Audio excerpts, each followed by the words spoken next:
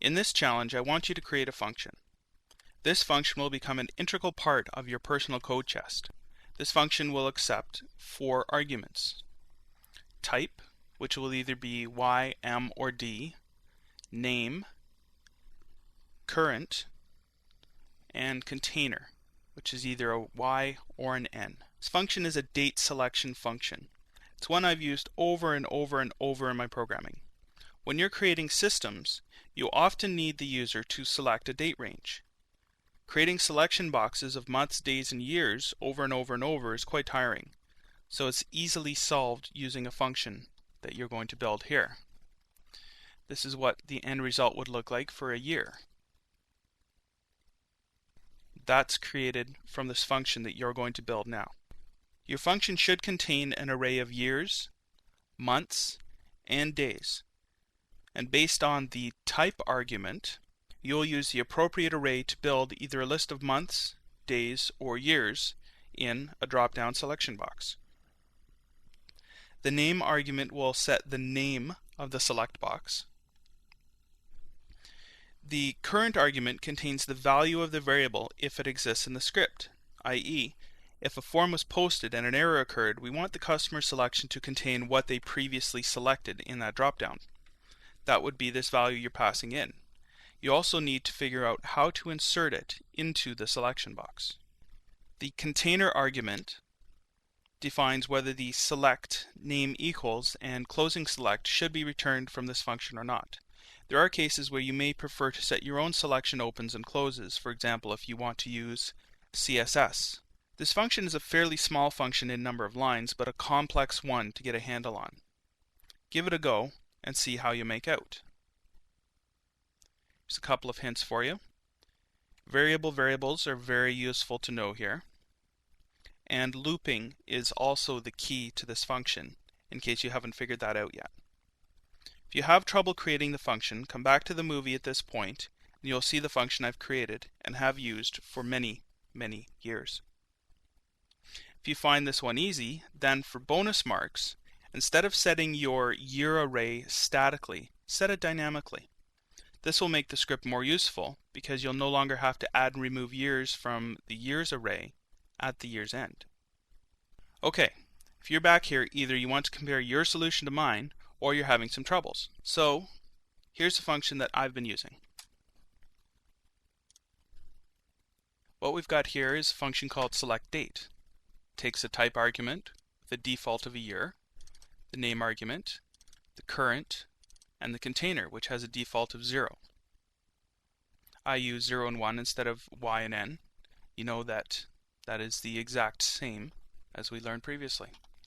So here I have my 3 arrays. I have my year array, 2005 through 2012.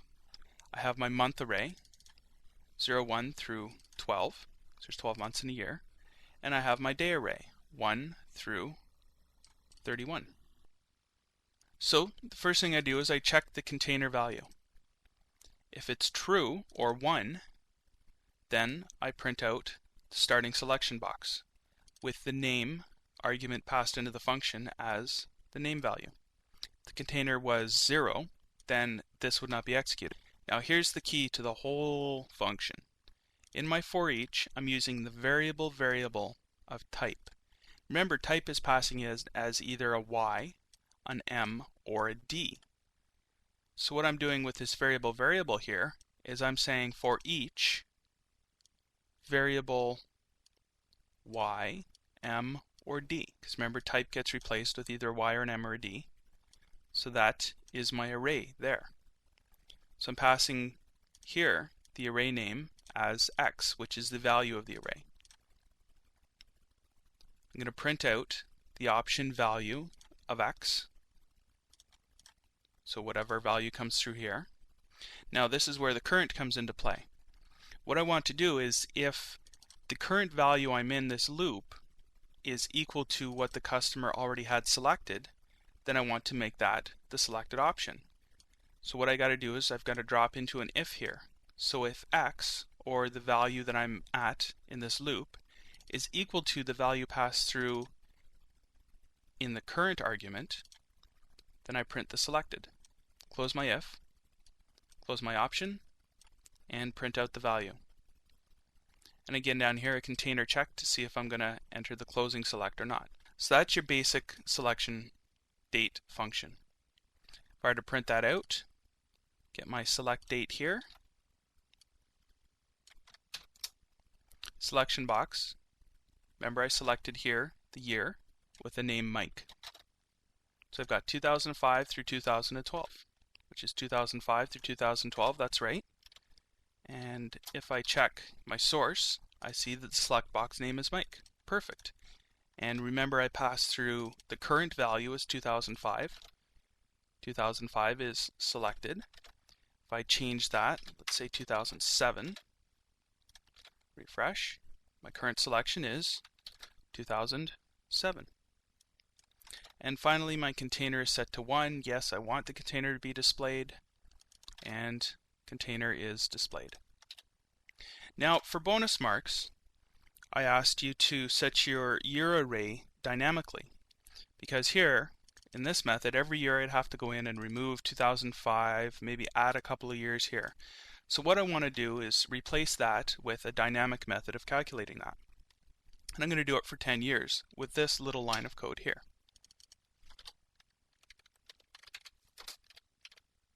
Neaten it up.